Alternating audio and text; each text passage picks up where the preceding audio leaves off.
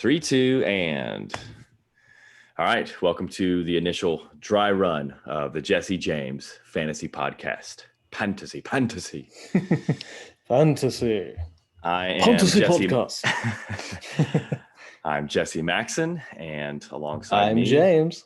James Bennett, hence Jesse James. And this is our first attempt at a fantasy football podcast. So we're just going to run it down for you, and hopefully everything goes okay. So this is October the 6th. We are headed into week 5, and we're going to start off this podcast with a quick recap of some of the biggest events that happened in week 4. And the first thing that I want to talk about is two of the main running backs, two of the top running backs in the league going down, Nick Chubb and Austin Ekeler. And these two running backs happen to be very close personally to James and I because we own both of them in our home league. Yeah, devastating blow. No doubt for both of us. So give us the rundown. Let's start with Austin Ekeler. So just fantasy impact there. Anybody else that you might want to plug in, and any kind of news or thoughts? Go for it. Yeah, devastating blow to me because I own Austin Ekeler, and he was on a roll there for the last couple weeks there, week 2 and 3. Got 31 points in week 3, I believe, and then goes down in week 4. Yeah. Goes down, and he had 18 points the week before. So he was getting in a good, rhythm there, putting in some good points. And actually they're starting to throw the ball to him with Herbert at quarterback. So unfortunate that he got a hamstring injury in week 4.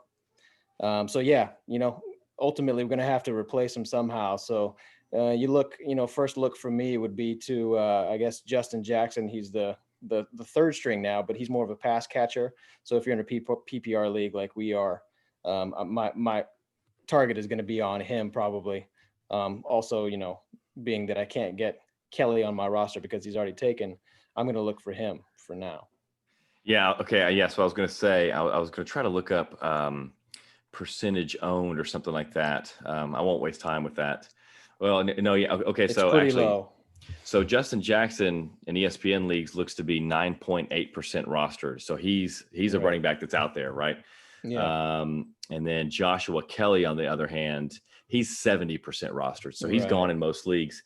So if by chance both of them were out there in your league and you were looking to replace Austin Ekeler, do you prefer Josh Kelly or do you prefer Justin Jackson? Right. Yeah. I mean, it's going to depend on, how your league's set up. If you've got a regular, standard league, standard league, standard points, maybe you want Kelly because he's going to get the volume for you. Okay. But if you're in a PPR league like we are, your sights are going to probably be on Justin Jackson because he's going to come in and he's going to get, the little dump offs from Herbert. It seems that, Herbert, as opposed to Tyrod Taylor, that's right. As opposed to Tyrod Taylor, likes to find the running back out the flat. So for me, my sights are going to be on Justin Jackson. I gotcha. Yeah, I think either way, though, regardless of your league's format, it seems like it's going to be a fairly even split. I mean, maybe Josh Kelly is 60 to Justin Jackson's 40, but do you think it'll be fairly even? Like you don't see one of these guys being like a 70 or 80% share back, right? Yeah, I don't think so. I think Kelly will get probably more of the share actually, and he'll probably get the goal line looks because he's a bigger guy. He's a bigger. Yeah, you're right. That's the way he runs. But so purely from a PPR perspective, Justin Jackson will probably get more pass catches. But yeah, I mean, you made a good point. I mean, it's probably going to be an even split or maybe probably going to favor Kelly. But Justin Jackson will probably get some looks from the backfield. I gotcha. Okay. So the other side of that we mentioned was Nick Chubb, running back for the Browns, who was really coming into his own and had a lot of success. I think going, well, as we sit at week 5, he had one off day, but he was like a top 10, top 12 running back. Nick Chubb goes down. I think it's super obvious that Kareem Hunt is the heir apparent in that backfield. So I think that we all expect Kareem Hunt to kind of take the lion's share of, I guess, the rushing and any kind of pass catching, because Kareem Hunt was already positioned as the pass catching back, the preferred pass catching back. But they actually had a couple other running backs that did some work against the Cowboys this Sunday. D'Ernest Johnson and Dontrell Hilliard. Pardon my pronunciation. Do you have any kind of initial thoughts on? I mean, outside of Kareem Hunt, obviously, if you had the foresight to get Kareem Hunt, or if you were just lucky enough to happen to draft him, you've got maybe a top 10 back going forward. I don't know, but any other thoughts there? Yeah, for sure. I mean, talent-wise, Kareem Hunt is definitely top 10 talent. I mean, the Browns, God, where did they come from with these two running backs? It's pretty ridiculous. Run heavy. So if you got both of these guys, you're in good shape, like you do. And yeah, you're pretty smart for having both of those guys. That's probably one of the best backups you could store. But yeah, you did say, there are a couple other guys back there, D'Ernest Johnson and Hilliard. And Johnson looked pretty good. They did use him a lot. And surprisingly, when Chubb did come out of the game, it wasn't Hunt, full throttle like you would have imagined. We didn't just see, Hunt, all playing the first 3 downs. We actually saw a little bit of the other running backs getting some time in there. So I don't know whether it was, just to get them, into the game and kind of get them some time. And, the game situation, the Browns were up by a pretty good amount of points. Right. Or, so maybe also to kind of just truly what's going to happen.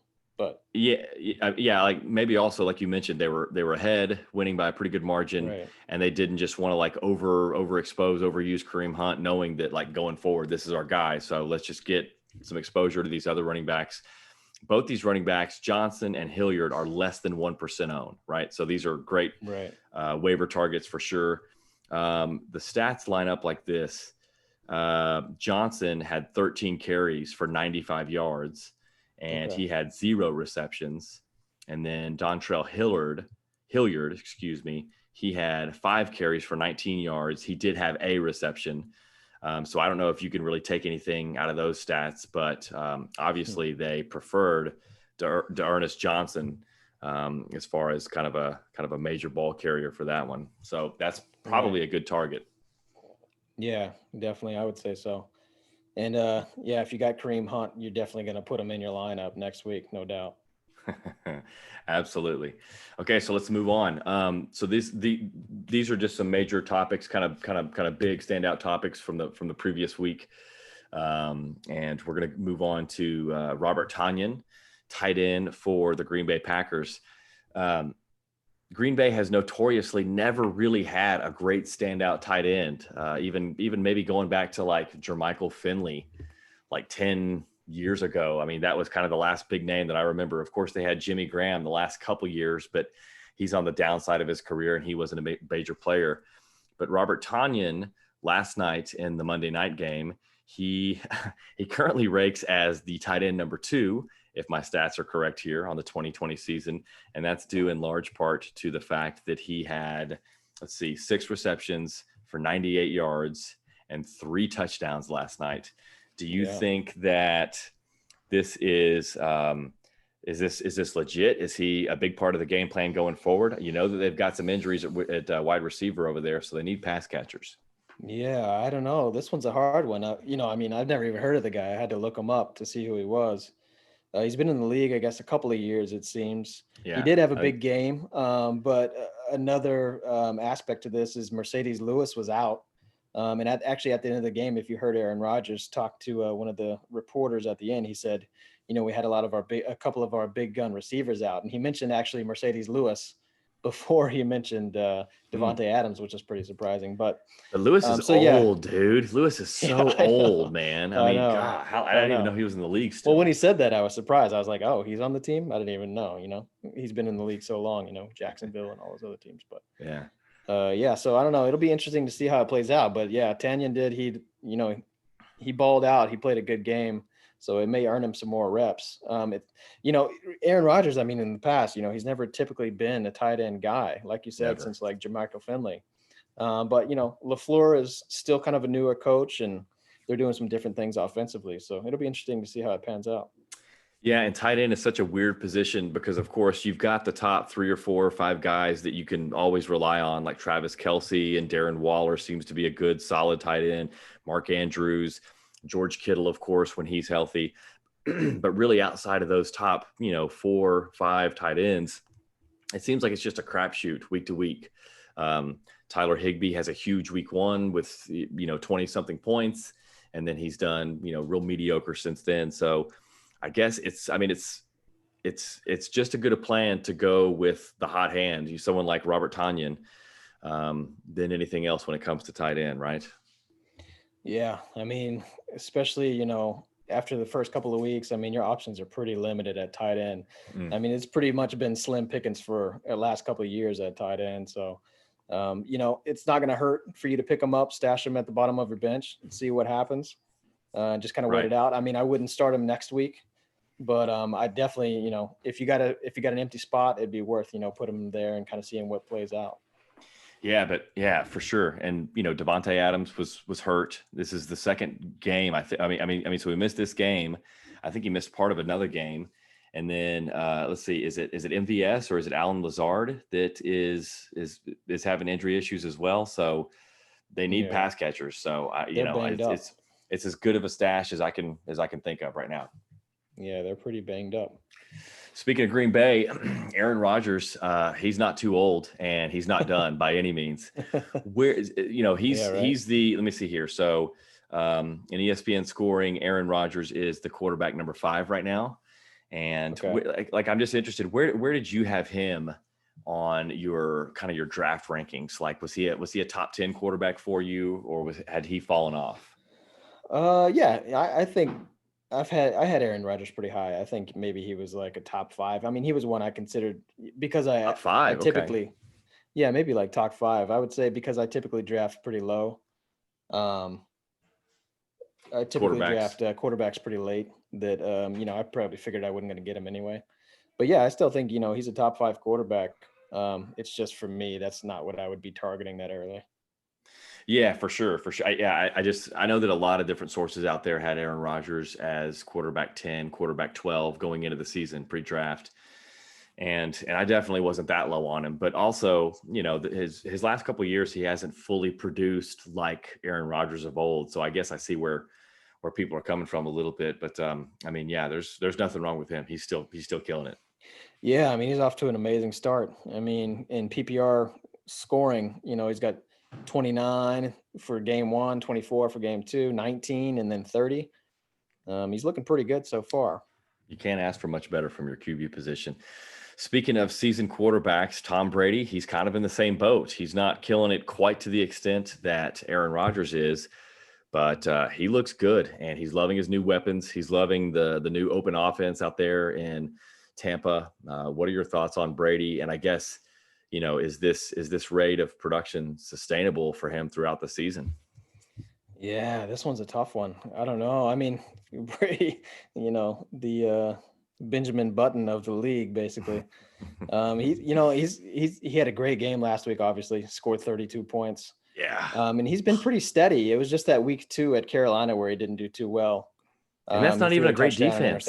Yeah, it's not even a great defense. It kind of just a blip, maybe. Yeah, they've got a really bad run defense, so maybe the scheme was a little bit different. Maybe they're trying to run the ball a little bit more.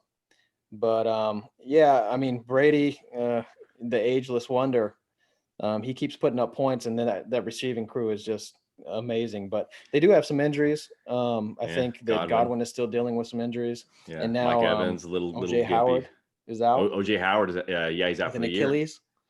Yeah, so he's out for the season. So it'll be interesting to see who steps in and takes up the majority of those looks that with those guys out. I think, what was that guy's name? They had some Scotty Miller. Yeah, Scotty Miller, some little no-name guy. Yeah. Scotty Miller came in and got a lot of feed in the last game. But yeah, I mean, Brady is still kicking. And if that's your second option, or if it's your first option, you're looking pretty good right now. Bruce Arians' wide open offense. He's always been known for that, going back to Arizona. And I would say that Tom Brady right now, I mean, when all his weapons are healthy, he probably has the best set of weapons that he's ever had in his career. I mean, he had Randy Moss the 1 year or the couple years in New England, and he's had a handful of like really good receivers. And obviously people like Wes Welker and Julian Edelman have been solid, consistent producers for him. But as far as like raw talent, You got to think that the combination of Evans and Godwin and Scotty Miller and he's still got Gronk. That's probably the best weaponry he's ever had. Right. And I mean, the last game this last week, the Chargers are nothing to, nothing to laugh about on defense. Yeah. Those guys Good are defense. pretty stout. And yeah, I think maybe Tom Brady's just kind of hitting his stride right now, getting used to getting his rhythm with his receivers now. Sure, yeah. They didn't really have an off season. So maybe this is kind of a trend around the league too. These guys haven't had an off season. We're seeing injuries now. We're seeing people get more of a rhythm in the game. So I think now maybe we're kind of seeing like more reflective of what the league's going to look like going forward. I'm kind of getting those, first jitters out first couple of weeks. Well, as a Cowboys fan, I hope you're wrong. Because they look terrible. They're just airing it out. Okay, so speaking of players that are doing really well and just kind of getting their stride, a player that I've always been super high on, and I know that you historically have not been quite as high on, and that's Joe Mixon. Had by far his best performance of the year, maybe his best performance ever in his career. Let me just see here if I can quickly come up with the numbers. I don't know. Just give me your thoughts on Joe Mixon while I kind of look up the numbers here. What do you think about him? Yeah, I mean, Mixon lately, like you said, I've never been a big believer, but last year he looked pretty good towards the end there. And then this year, I mean, I've been heavily trying to go out and get him basically in trades. Obviously it hasn't happened, but yeah, he looked really good in that last game, scored like 40 something points in a PPR league. 25 carries for 151 yards, 2 touchdowns, 6 receptions, 30 yards receiving, and a receiving touchdown. Right. Yeah. I mean, he was all over the place. They were playing Jacksonville with, their defense isn't too stout. And typically, Joe Burrow has been just, throwing it all over the place. He's, going over 300 yards almost every game this season so far. A lot of pass attempts. This may be just, a little outlier. But Joe Mixon's got the talent. If they feed him the ball, I mean, he'll be able to keep producing like this consistently. Yeah, it's a shame that he's kind of never really been on a great team, and his offensive line has always been pretty suspect. And that's why I'm such a big fan of his, is the ability for him to kind of produce how he has, despite not having really anything else around him. Who knows? An offensive line can get better. I think the stat, if I had my stat right, and I may not, but last year, kind of the same thing happened through the first 4 games or so. He was doing very mediocre, but then weeks 5 through the end of the season, he was the running back number 5, which is crazy. So are we seeing something similar to where he's really catching his stride right now and moving forward? He's going to be a top 5, top 10 running back. I don't know, but I've always liked the talent. I've told you before that I think that he's, to my eyes, the closest thing to Le'Veon Bell that we've seen since Le'Veon Bell, as far as just his vision, his ability to cut. He's got speed, he's got strength. He pretty much has it all. So yeah, right. I don't know he's not really a buy low at this point, not after he scores 42 points, but if you believe in him and you believe that they can kind of continue this, especially with the rookie quarterback under center, maybe they're onto something. Yeah, he's definitely got the talent. We'll see if it plays out. Cincinnati with that offensive line and, not too strong of a defense, they're going to be playing from behind a lot, but yeah. And if he gets the carries, he's going to put up points. And the other Cleveland team that we'll discuss has a player named Odell Beckham Jr. You may have heard of him. Yeah, I heard of that. He's kind of in a similar situation to Mixon. Man, he had a day this week, and he had an off year last year for sure. There's always kind of some craziness, not necessarily off the field trouble, but he's the epitome of wide receiver diva. But the Browns look pretty good this year. They seem to have found their footing. They seem to have found the way that they want to play, which is pretty run heavy. But when that happens, it opens up a lot to a talented receiver like Odell Beckham. So do you think, despite having a great game this week, do you think that he's maybe on track to get back to the Odell Beckham that we know and love? Yeah, I don't know. That's hard to tell because the Cowboys look pretty bad too that game. They're terrible. And Cowboys defense has just been horrible so far this year. So it's hard to tell whether this is like an outlier or if this is going to be like something we can see consistently. And the Browns, like we've already said, they love to run the ball. Although, with Chubb hurt now, who Yeah. knows? Maybe they'll look to Baker Maybe not Mayfield to quite throw as it up a little potent. more. Yeah. Right. They may look to throw it up a little more, kind of preserve Kareem Hunt until Chubb's able to come back. But again, the talent's there for Beckham as well. So the more that he gets the ball, the more opportunities he has, and the more opportunities he has, the more potential points he's going to score. So, we saw pretty much this last week what he can do when given the opportunity and facing a pretty poor defense. So, I would say with him, I'd play the matchup. If you get a bad defense that he's playing against, put him in there. But if you got him, you're going to play him anyway. So. He definitely hasn't lost a step, nothing like that. There's some players that you kind of go, well, definitely. Has Drew Brees lost a step? Is his arm strength quite what it used to be? These players are still smart and they know what they're doing, but Odell Beckham, like the talent and the physicality is obviously still there. Yeah. So there's no question about that. It's definitely, I guess for me, it's just, can Baker Mayfield be the quarterback that can kind of consistently get him the ball? And, right. It's the Browns. Right. Can they kind of continue with this, same pace? Are they going to be able to, continue to win games and run over people and play from ahead like they've been playing? That gives them the best leg up. I think that when the Browns are playing from behind, when they're scrambling, that's when they get into these wild situations where they just throw the ball all over the place. They don't really stick to their identity. So I guess time will tell. But hey, it's 2020. It's the pandemic year. The Browns are good. Who knows? Right. Yeah. Anything can happen. And if you do look at it, though, if you look at who they've played and what Odell Beckham has done against, the people that they've played, Baltimore, he scored only 5.2 points. So that was a down game for him. And Baltimore is a formidable opponent. Cincinnati, he scored pretty well. He did 17.4 points in PPR league. Washington, only 9.9. And then Dallas. That's a good defense, though. Yeah. Washington's a pretty good defense. Yeah. And then Dallas, he blows up for 38.4. So, against the stronger teams, he hasn't performed so well. Against Cincinnati or against Washington, Dallas and Cincinnati, he did pretty well. So, yeah, we'll see. Indeed. Speaking of Dallas, the last player that we're going to talk about in our Week 4 recap is Dak Prescott, who is. He's basically tied right now for the number one overall player, the number one overall quarterback. He's right there with Russell Wilson. He's a fraction of a point below Russell Wilson, but in large part, his stats have come from playing from behind. He threw for 502 yards this last week. What are your thoughts on Dak as far as being a top 5 or a top 3 quarterback going the rest of the way? Is this a product of just the way that, the erratic nature that the Cowboys have been playing? Or is he, is this really like a high flying offense and Dak's going to be up there? Yeah. The volume's been there. That's for sure. Insane. He's thrown 201 passes so far this season, 137 completions.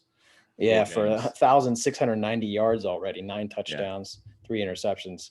So the volume's there, and he's got Mike McCarthy running the offense basically. So, Mike McCarthy, likes to throw the ball.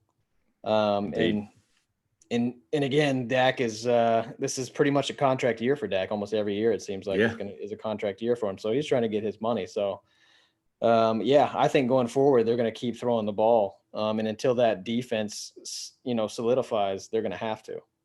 If it solidifies. Yeah. Okay. All right. Yeah. So that's the Week 4 recap. So we're going to send you into Week 5. We're going to try to help you out by discussing a few different topics that we think are pertinent to Week 5. Maybe talk about some pickups that you might want to look for, some waiver wire additions. And without further ado, we're going to go into Fool's Gold. And this is a topic that James had suggested, and I really like it. So Fool's Gold is going to be about players that have maybe have been playing bigger than their britches. They're not quite gonna end up at the same level that they are right now. So I guess just give me off the top. Give me a player that you think is Fool's Gold right now. Well, I think Fool's Gold for me right now, one of the players would be, and he had a big game last week. He scored 25.8 points against the Jets, which that isn't saying too much, but I think Melvin Gordon for the whole season, I think he's going to be fool's gold. I think from now on out, he plays New England next week. And then they go into Miami and then Kansas City. Formidable run defenses. I think from here on out, I think Melvin Gordon is going to be fool's gold. Okay, interesting. Gotcha.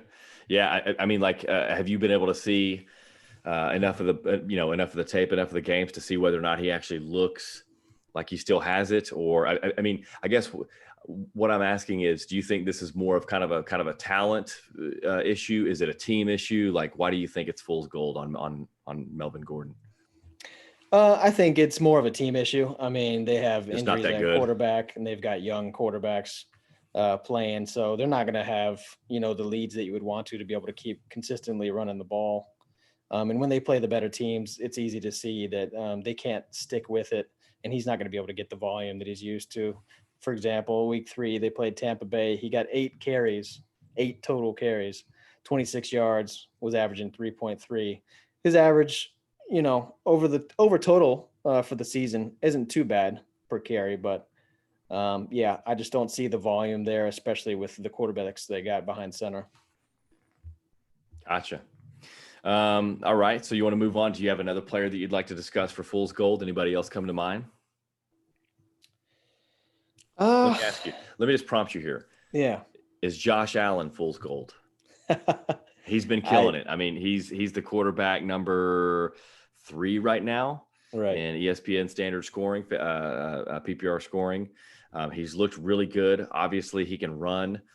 He's got some weapons on his team.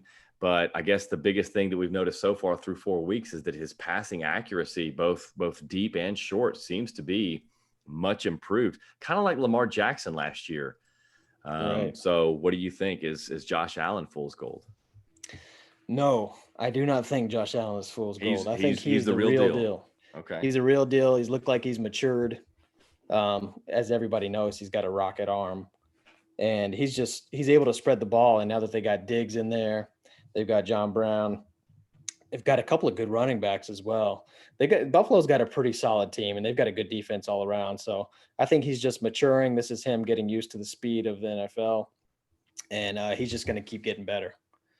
Okay, I'm going to give you some names, and you need to tell me the rest of the season, Josh Allen or Russell Wilson. Unfortunately, even though I hate the Seahawks as much as I do, I'm going to go with Russell Wilson. Josh Allen or Dak Prescott? Rest of the way. Okay. Josh Allen. Josh Allen or Patrick Mahomes? Oh, that's rough. Allen's ahead of Patrick Mahomes right now as far as fantasy points. Yeah, that's a tough one. I think that would be a close matchup, but I'd have to go with Mahomes just because he's got that killer instinct and he knows how to win games.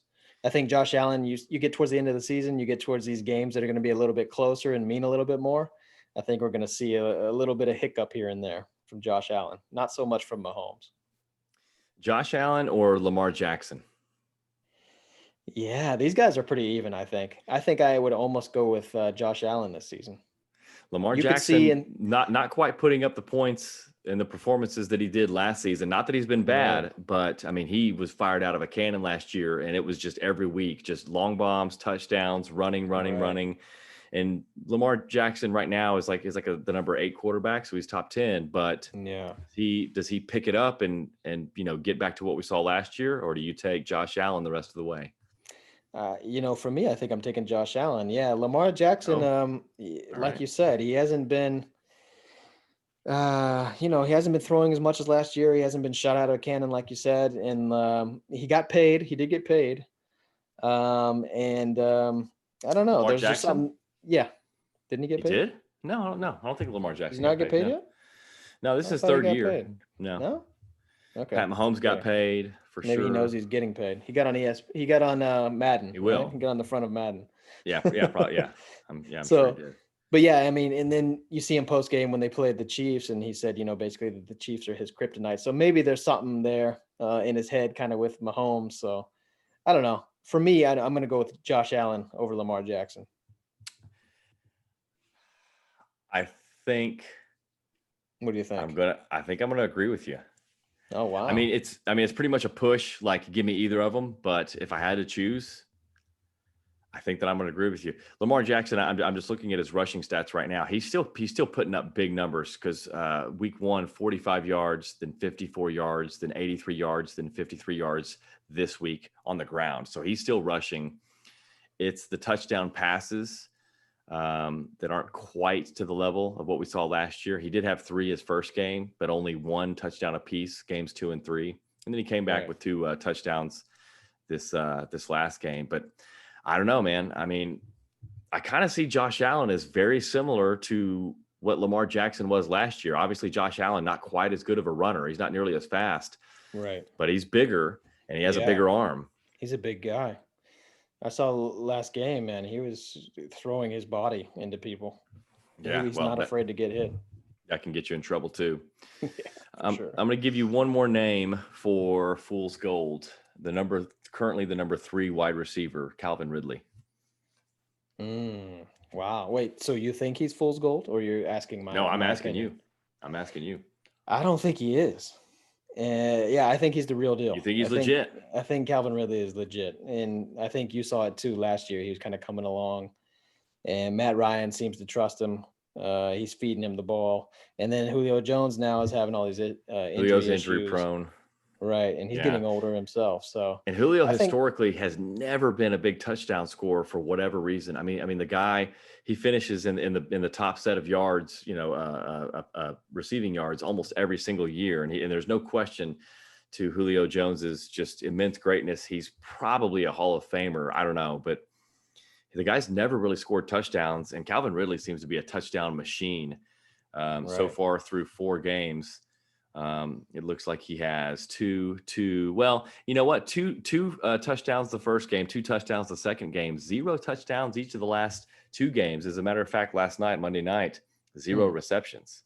So I don't know if something's up with him as far as injuries. Yeah, I don't know. That'd be interesting to see. But you think that he's legit? You think that he's kind of legit? Is he? Is he the real deal? Is he the Falcons' number 1 receiver this season? That's a difficult question. That's what I'm here for. I think he could be. He's already on track for it. Julio's got a lot of catching up to do. And like you said, Julio traditionally, historically doesn't score many touchdowns. But he gets a lot of volume. But I mean, if I had to guess right now, if I had to put a bet down on it, I would say, Ridley might outscore him this year.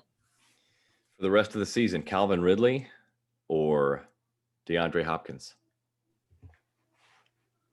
DeAndre Hopkins. Rest of the season, Calvin Ridley or Tyler Lockett? Yeah, I would say Tyler Lockett. Calvin Ridley, last name, Calvin Ridley or Adam Thielen, rest of the season? No, Calvin Ridley. Okay. I think Thielen. So you're pretty. So you basically have him as a top 5, top 6 receiver the rest of the season. Yeah, I think he'll be top 5, top 6 going through the rest. I mean, the Falcons are just gonna they're gonna keep throwing the ball, and they're what are they 0-4 now? Yeah. I mean, they've been playing from behind. I don't know, what it is with the Falcons, but they get in the game and they get a lead and then they just blow it. I mean, it's just it just seems to happen. Crazy football, just kind of like the Cowboys. Yeah, exactly. So, yeah, I think they'll throw the ball so the volume will be there, and Ridley will just continue to score. Okay, so let's reverse fields here. So we're going to do players that are about to blow up. We don't have a formal name for this segment, so it's kind of the opposite. Fool's Gold, we're trying to determine whether or not someone's great performance through 4 games is actually legit. Is it going to continue, or is it just Fool's Gold? So how about some players that maybe are just now starting to really get their stride, players that have underperformed, but you think that are actually going to pick it up and kind of perform through the rest of the season? So I'm putting you on the spot here, but just right off the bat, do you have anybody, any names or anything like that? Any underperforming fantasy players right now that you think that are due? Yeah, I mean, one that's kind of perplexing me and a lot, because he's on my team, but maybe T.Y. Hilton. Okay. That might be somebody that I think could turn it around once Rivers starts to look his way a little bit more. But traditionally, And, Phillip Rivers has been kind of a dump off quarterback. He's been throwing to his running backs a lot, throwing to his tight ends a lot. But, I mean, Yeah. you look at him and Keenan Allen's relationship, it just kind of blows me away that he's not going to T.Y. Hilton more than he is. But they do have some other young receivers there. I know that you like a couple of them as well. So, it could be part of the reason. They got Pascal, and then they've got what's Paris the other Campbell. one? Yeah, Paris Campbell, right? Yeah, I like both those guys for sure. I don't know if I like them better than Ty. To me, Ty should be doing better right now. I mean, I think that the easy school of thought is going to say that Ty is a burner, he's a downfield threat, and Phillip Rivers just doesn't have the arm anymore.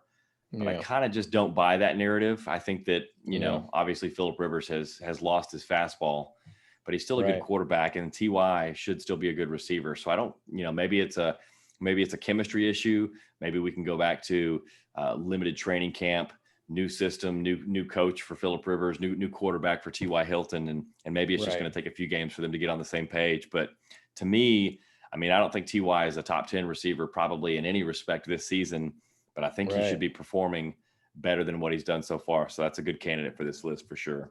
Yeah. I mean, possibly it could be, come down to the scheme, maybe where it's where T.Y. Hilton's lining up. Because I know Keenan Allen, he lined up a lot in the slot.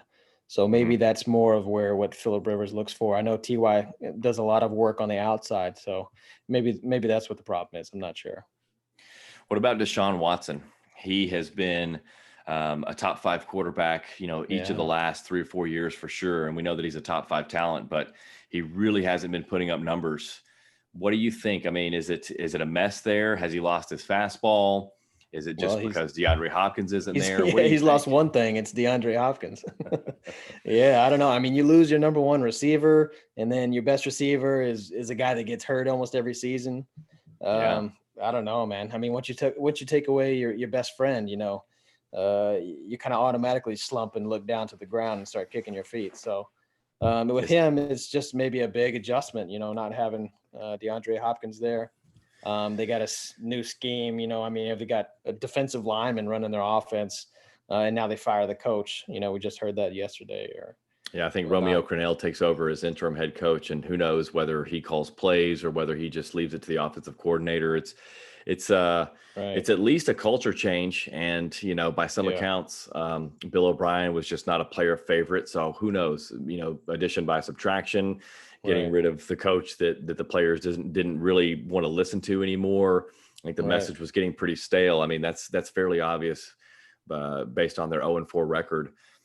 Do you think that he's set up for a great rest of the season? Does he get back on track, or is he just kind of doomed in this mediocre offense? Yeah, I mean, they have some talent there, obviously. Will Fuller, and then they've Brandon got Cooks is a talented receiver. He's not what he used to be, but he's good. Right, and they've got Will Fuller, and then they've got Johnson at running back. They've got some pieces there. But yeah, I mean, just like I was saying, it's kind of a bad situation. It's in a bad environment. And, sometimes you become a product of that environment. So with the change, the environment could change. So, his production could change. So, anything's possible. But I think it couldn't get any worse. I think you're probably right there. I think Deshaun Watson has kind of been lucky to have a few garbage time, drives to kind of salvage his fantasy day to where he doesn't end up with like 11 or 12 points. He's been in the 20-point range, but like I said, a lot of that's due to garbage time, just kind of lucky. And he's so talented. I mean, he is. He'll figure it out. All right. So a couple players that are kind of close to my heart and that are kind of starting to be the talk of the league a little bit. Let's go to a running back. Washington professional football team running back, Antonio Gibson. He is their rookie running back who does definitely seem that they're giving him the ball more. They're starting to throw to him more. And it stands to reason that as a complete rookie with really no training camp, that they wouldn't just want to throw in and give him 20 rushes or 25 rushes a game. But I think that he's a running back that is definitely on the upward swing, and someone that if you can trade for at this point and kind of buy low a little bit, although it's getting harder because his point total keeps going up every single week. He has 22.8 points this past week. But Right. any thoughts about Antonio Gibson being the key running back going forward for Washington? Yeah, I mean, I don't know too much about Gibson, but like you said, he's on kind of the upswing here. He's going to be hard to get a hold of off the waiver wire. He got 13 carries last week, only 46 yards, so just averaging 3.5 yards per carry. He did get a touchdown, and he got 4 receptions. So PPR, he's looking pretty good. 4 receptions for 82 yards last week with a That's total of nice. 22.8 points. Yeah. So There's got to be one big run in there somewhere, right? I mean, yeah, there's got to be like a 40-yard run or something. I feel right. like. Yeah, exactly. So the volume is kind of not as much as you'd hope for, but he is getting catches. So if you're But it's in like need in of this day running and back, age, though, in this day and age, it's like, man, if you're getting 12 or 13 carries a game, I mean, there are very few running backs in the entire yeah, league who are just right, the undisputed bell cow that's getting 18, 20 rushes a game. I mean, yeah, true. the vast majority of running backs are getting 15, 16, 18 touches, right? Yeah, yeah, that's a good point. Todd Gurley's averaging around like 14, and I would say he's kind of in the same category as maybe a Todd Gurley. Yeah. But he doesn't have any touchdowns yet, at least receiving touchdowns. Right. Um, Antonio Gibson, if we're still talking about him, right, three rushing touchdowns, one each of the last three right. games, Three but in a no, row. yeah, but no receiving touchdowns. But I don't know. He's a player that is near and dear to my heart because I did draft him in both my leagues. But I think that he's a good candidate for, just a real solid running back going forward. I think that probably his production, unfortunately, is going to hinge on just the overall production of the Washington football team, and we all Right, know that they're not great. So we'll have to see. right. But they may be playing from behind, and he may get a lot more receptions. So that'd be great if you're in a PPR league, and the Yep, talent's obviously there. absolutely. So he may be a good candidate to blow up. Let me talk about one more player too, and I know that someone that you had your eye on, Justin Jefferson, Yeah, rookie wide receiver from Minnesota out of LSU, the national yeah, championship winning LSU Tigers. Um, Man, he has really come on the last couple of games, week 1 and week 2, yeah. 3 targets, but then he's got 14 targets over the last 2 games, and he's got over 100 yards in each of the last 2 games. And I've watched a little bit of film on him as well. And man, he kind of a la CD Lamb looks Hmm. pretty legit as a rookie. He looks pretty smooth. He looks like he knows what he's doing. What are your thoughts on Justin Jefferson going forward? Yeah, I mean, like you said, the first couple of weeks, were kind of slow, and then he came around and just kind of blew up in week 3 against Tennessee. 7 receptions for 175 yards, and got 30.5 points in a PPR league. So it looks like he's coming around, and then he kind of sustained that with the next game against Houston this past week. So he plays the part, and they need somebody opposite side, Thielen, and Thielen, kind of has injury problems every now and then. So Yeah. yeah, I mean, he would be a candidate for me. I had my eye on him as well, as somebody that might blow up. And I'm thinking, I got a question for you on this one. If this Okay. guy is going to blow up, if you think he's a candidate to blow up, what do you think about Kirk Cousins moving forward? Does that affect him in any way? As far as a candidate who's set to blow up, I don't think that he will. I Yeah, think that we know exactly who Kirk Cousins is, and that's a quarterback that is most certainly capable of producing great fantasy games, having 300 plus yard games, multiple touchdown games. But for me, it's just inconsistent. right. He's been in the league. I mean, I want to say like 8 years now. So you know the Minnesota team this year doesn't look great just all around. I think that their offense is down just a little bit. I think that their defense is Yeah, most certainly down. A lot of people like to argue that they're going to be playing from behind, so that means a lot of passing numbers and a lot of big production. I don't necessarily think along those lines, but I mean, as far as a candidate to blow up, I can see some blow up games for him, but I don't think it's right. going to be consistent. All right, fair enough. All right. Let's see here. So now we're going to talk. We're going to switch gears off of players in production and just a little bit more theoretical or philosophical. So James and I have been in kind of a home league for, I think this is the 12th year. And for the most part, the players, with a few exceptions, the owners, and with a few exceptions, have been the same. And we've tried a few different iterations of the league. It started off as a very standard scoring league. We eventually went to PPR, and that's where we are today. We've tried pay per transaction type situations. We like to experiment a little bit, but this is the first year that we've gone to a super flex league. And a super flex league, for those of you who don't know, is where you have a flex position that can be any offensive player, including quarterback. ESPN will call it the OP, the offensive player. So I just wanted to get like your thoughts through 4 weeks on just kind of how is the super flex? Like, do you like it? Do you not like it? What do you think about it? Yeah, it's different. Yeah, I think I like it. It makes things a little bit, it'll change your strategy a little bit. So most people are plugging in a quarterback where Right. with the traditional flex you'd be playing a running back or a wide receiver or a tight end possibly. But yeah, so you're kind of not playing all of the receivers or running backs that you're used to playing. So Yeah. yeah, but also, it kind of relegates you to pretty much just playing, straightforward 2 running backs, 2 wide receivers, and that's kind of your right. main key position players. Right. So it kind of leaves you perplexed because you've got all this talent on the bench and you're like, how come these guys aren't in the starting lineup right now? But a quarterback usually, from at least my opinion, will give you kind of a better chance to put up a good amount of points, especially if you have like a Joe Burrow or one of the Herbert or whatever, somebody, in that position. Right. Right. Yeah, absolutely.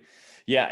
Yeah. So one of the things that I was thinking of just the other day is, and you kind of alluded to it, is that in a normal situation where you have a normal flex, which is usually either running back or wide receiver, some flexes can include tight end as well. You would almost never, unless you're desperate, play a tight end in your flex spot. But Right. normally, if you were diligent on the waiver wire and you made a really good waiver wire pickup, or if you had the foresight to draft kind of a bench player that was a really good bench player, someone that popped maybe out of nowhere, you'd be putting this player into that flex position, and you may still have someone like that, like you said, on your bench. You may have a really good running back or a really good kind of high upside wide receiver, but Right. even if you do have that, it still seems safer to play the kind of number 2 quarterback, because Right. you'll likely still get 16, 18, maybe 20 points, to whereas if you had picked up kind of a uh, a lesser known running back or wide Right. receiver that is now going off, you still kind of feel a little bit hesitant to play that position player over a quarterback. Yeah, I know. It's a rough decision to make. It just makes you feel weird, kind of. I don't know, it's like you walk into somewhere you shouldn't be. I don't know. Yeah, I mean, it just gives you that weird feeling like, yeah, I don't know, what am I doing here? I shouldn't Yeah, be it's like, doing this. do I put do I do the safe bet and just put in the quarterback? The quarterback should give me 20, but I mean, I don't know. Yeah, This, right. wide receiver X, he went This off for 28 last week. Maybe he'll right. do that again. This guy should totally be starting. Why am I putting this backup quarterback in here? It is But weird to have, one yeah, or two like really good bench players that you just don't have a slot for at this point. right. It's kind of like when growing up, you're younger, you have like a little bit of sports car and you like to rev it up, but then like you kind of get a little bit older and then you kind of transition to like a station wagon or like You get the a sedan, hatchback. You get a you get the sedan and hatchback, then you're about to just get more that van. reliable. Exactly. You're just making the more reliable choice, the safe bet. So Who, which quarterback is the minivan of fantasy quarterbacks? I would say Philip Rivers because he's got 20 kids. That's a perfect one. That's a perfect one. Both in his performance and in the fact that he has like 30 kids. You're Exactly. exactly right. You nailed that one. Okay. All right. So yeah. So overall, yeah, I think I agree with you. Super flex. It's definitely added kind of a new wrinkle to your strategy. It brings along a new line of thinking. I mean, it does open up ultimate flexibility. Yeah, I think scores are higher too. What do you think? Oh yeah, It for seems sure. that Scores, scoring's a yes. lot higher now. But is that a product of just the season's been crazy offensive. Yeah. The other day I was True. listening to an interview with Troy Aikman, and he said something that like really rang true with me. He said, man, I feel like that the NFL through 4 weeks is the NBA. It is right. almost all offense. Defense is fast far breaks. less important. And it's Right. almost like, in the NBA, you can basically do whatever you want until the last 5 minutes. And then the last 5 minutes really determines the outcome of the game. And I feel like we've had so many NFL football games Right. this year that it's like, okay, through 3 quarters, you can kind of do whatever. Quarter number Right. 4 is what really determines the outcome. So yeah, you're right. I think that the super flex obviously just brings along just a higher average floor of your team's scoring capability. But I don't quite know if that's because of the addition of the second quarterback or if it's just the NFL in general right now. Because we've certainly, I would like to research and see kind of like through 4 weeks, or what are the point totals up higher than they normally are. Yeah, and I think over the years it's kind of been trending in that direction anyway, with the rules and regulations that they've been implementing to keep people safe and keep people healthy and protect the quarterback. What can you do? I mean, what can you do on defense anymore? You can't mess with the wide receivers. You can barely hit the quarterback. Yeah. The quarterbacks are getting the ball out super quick, within 2 seconds. So it's like, what can you really do on defense? Right. I mean, it's a difficult balance. Yeah, I know. It's a difficult balance between instinct and logic. I mean, for these guys, I mean, you're coming up and you're taught, growing up and playing, Pee Wee League and all up through high school, you're taught to hit a certain way, and you're just basically taught to play with instinct. So when you come down to it, and you're gonna, lay into somebody, you got to think for a split second. Should I do this? Should I back off a little bit? Yeah, and you it's actually that. have to think about it's it. that thought and that hesitation that it's like, no matter what the outcome is, no matter what you think or whatever, the fact that you've spent some sort of effort and time thinking about, wait, what am I supposed to do? It's almost like, okay, it's over. Opportunity's over. Exactly. Yeah. And usually it is. Once you think too hard, you miss a chance. Yep. Absolutely. In a league this fast. All right. So those are our thoughts on Superflex. We're going to wrap it up by just kind of our parting thoughts, advice on going into week 5. And this is going to be very loose structure, but I just want to kind of include some just overall topics as far as obviously COVID-19 finally affecting the NFL in major ways. A lot of injuries. This is the first official week where there are bye weeks on the schedule, and just anything else like that. So, going into week 5, how can we help people, or what can we kind of warn them against, kind of going into week 5? Yeah, man. I mean, with COVID and everything, this season's going to be quite the roller coaster. You've been affected by it, Cam Newton owner. Yeah. I've been affected by it, Ryan Tannehill owner. So yeah, we've both already had players that are just either out or have been forced by. And yeah, it's just go ahead. No, yeah, I was just gonna say, yeah. I mean, it makes things a little bit more difficult, but if I were to give any suggestions, I would say, follow the Belichick motto of next man up, pretty much. Yeah. You got to play your best talent, basically. You got to play whoever, the best talent and the best matchup will make the optimum lineup, is my perspective. So when you're setting your lineup, how much does the matchup weigh into it versus the talent of the person? Do you heavily weigh the matchup when you're setting your lineup? I do, to a certain degree. It depends. I mean, if you've got like a top 5 player, the matchup isn't going to matter as much. Proof. But once you get out of that little realm of like top 5 players, I'm starting to look at the matchup a lot more. So sometimes that's good for you, but sometimes bad defense. Are they playing Jacksonville? Yeah. And sometimes that works for you, but sometimes you get burned by it. Like last week when I put AJ Green in against Jacksonville, totally burned me. Now 2 points. he's in waiver land. So yeah, he's available for anyone in our league that wants to pick up AJ Green. Who knows? Exactly. Yeah, Enjoy. I think that I definitely was just like going into this season, and there just were so many questions that were unanswered. We've had a little taste of it so far, a quarter of the way through the season, but I don't think that we, by any means, know the full extent of how COVID and these injuries are going to affect just what's going on. But when I was drafting, and even now, it's been more important to me this year than any other year to have a really good balance of a couple good backup receivers, try to have a couple good backup running backs. I have a backup tight end, which I never have ever drafted or had in the past. Obviously we're in a super flex league, so we have at least 2 quarterbacks, but some people have 3 quarterbacks. And that's kind of my advice, is just to, try to be prepared, because you don't know if you're going to have a player that's actually going to go down with COVID. I think that player, by NFL rule, has to be out a minimum of 3 weeks, if I understand it correctly. And then of course you run into the situation where, well, your player doesn't have any COVID issues whatsoever, but the team that they're facing does, and now they're on a bye, just like Pittsburgh and Tennessee did this week. I think there was questions that the New England Kansas City game might have gone that way. Fortunately, they were able to play. So yeah, my best advice is just to, kind of spread it around, diversify your assets, and just be prepared to plug in any position that you've got, because you don't know. Sunday morning could come up, a positive COVID test could mean that your player or your entire team is out. Yeah, no doubt. I mean, the best thing you can do for your fantasy team is to be consistent. And to be consistent, you have to continuously be improving your lineup, whether it's your actual active lineup or it's your bench.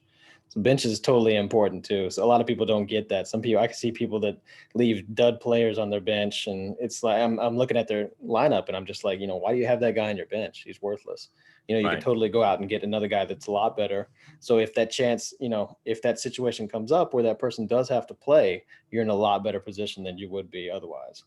People that carry 2 defenses, one starting, one on their bench. I mean, if defense is so up and down. So it's like, yeah, you can certainly have, it's possible to have 2 really good defenses, but it's almost like, even if you do have 2 good defenses, that second really good defense is still capable of a crappy game. There's almost no situation that I can think of where I would think that there's a defense that's worth holding on to in favor of another potential running back or wide receiver. Exactly. You're just wasting a spot, basically. And then the last thing that I'll bring up is injuries. We've had a ton of major injuries, long-lasting injuries to major stars this year. And I think that this actually does happen every year, pretty similar, but for whatever reason, it's fresh in our minds, and we always kind of overreact and say, oh, there's been way more stars that have been hurt this year. Just to name a few off the top of our head, of course, the 2 that we led off with, Eckler and Nick Chubb, go down. Those are big major players. Christian McCaffrey went down. Saquon Barkley's out for the year. Mike Thomas, the number 1 receiver in fantasy last year, he's been out for a while. So Solomon Thomas, my Niners. Nick, there you go. Even defensive players, which can have an impact on things for sure. I mean, look, if Aaron Donald goes out, then the LA Rams defense is not nearly the fantasy asset that it would be with him. So do you think that it's all in our minds, that we just think that this year has been a crazy, outlier year with more star players going down, or is this just par for the course and it's just the freshest thing in our mind? Yeah, I don't know. That's a good question. I'm not too sure. It may be that it's more amplified now because of the whole COVID thing, and basically they didn't have a preseason. So maybe that's what it is. It's got to have an effect on it. But yeah, I mean, this year, especially my team, my Niners, there's been a lot of people going down of injury, and my team, the Niners, they were decimated. So Cowboys are decimated, I mean, I think too. it's a bunch of different factors making people think that it's way worse this year than it usually has been. I mean, this year has been way worse than a lot of previous years because it's 2020 and COVID's going on. But but yeah, I mean, I think it's probably on average the same number of people that usually get injured every year, but I think it's just a little bit more hyped up. just because of the environment, the situation that's going on. Yeah, to your point, I think that lack of real training camps and lack of real prep has definitely contributed to pulled hamstrings. Like ACL, like the ACL is such a weird thing. Like I don't know if anybody does preparation against tearing an ACL. I think it just happens, right? It's just one of those things. But maybe with high ankle sprains.